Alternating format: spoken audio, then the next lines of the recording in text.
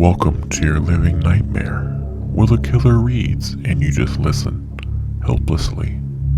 This isn't just a story, it's a descent into madness, blood, and broken souls.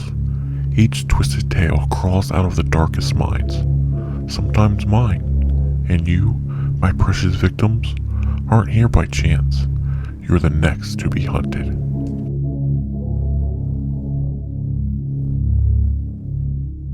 I don't wear fur anymore, not unless I have to. These days, people don't fear wolves the way they used to. They have forgotten what claws sound like in the dark, what it means to hear your name whispered back to you in your own voice. So I adapted.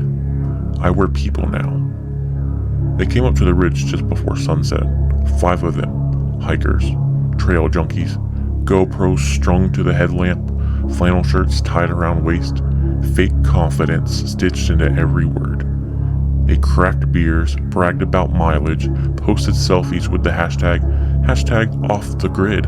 They joked about the legends. One of them, Tyler, said, "If I see a Skinwalker, I'm asking for a selfie."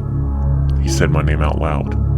He didn't know that was an invitation. That's the rule, you know? Names hold power.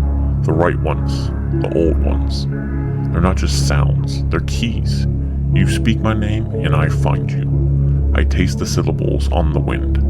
I hear them under your tongue. Tyler's voice was mine by sundown. I watched from the trees while they laughed around their fire. They never looked up.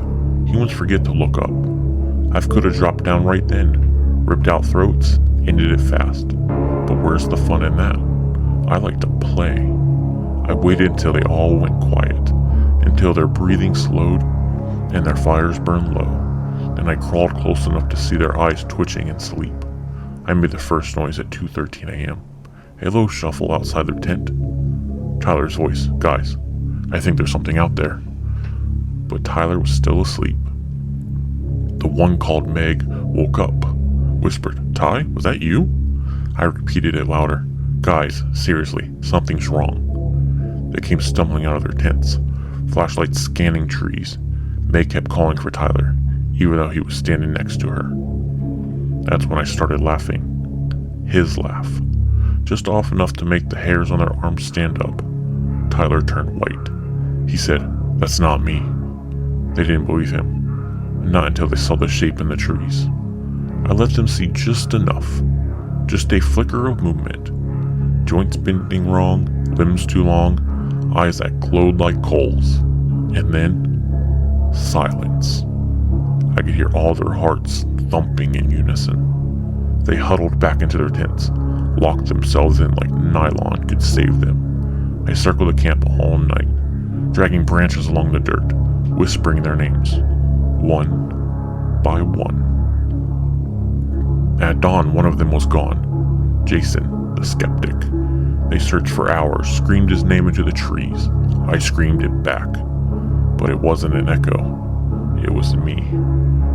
That night I returned wearing Jason's face, staggered into camp, torn clothes, trembling lips, blood dripping from my chin. I looked just human enough, just believable enough. Meg ran to me first. I smiled with teeth that weren't his. She saw too late. I dragged her screaming into the dark, her nails carving trails into the dirt, her friends too frozen to follow. She begged in half sentences. I told her to hush, and then I pulled her skin off like a jacket. There were 3 left now. They tried to leave, of course, but I'd already moved the trail markers, bent the forest around them. Time doesn't work the same out here. It folds, loops, hunts with me. They turned on each other before I had to lift a finger. Blamed Tyler, said he brought this, said he mocked it. He cried and said, "I didn't mean to." It doesn't matter if you mean to. You said my name. I took him last. He ran until his feet bled, curled under an old pine, whispering prayers to God who stopped listening to his land long ago. I watched him weep until he passed out from fear. Then I leaned down and whispered his own voice. "Still want that selfie?" He opened his eyes just in time to see his own face smiling back. "There's a search party coming soon. I'll lead them here. as Jason, or Tyler, or Meg. Whichever skin fits best, they'll trust me, offer me food, ask me what happened. I'll say something tragic. I'll say I'm lucky to be alive, and then I'll follow them home.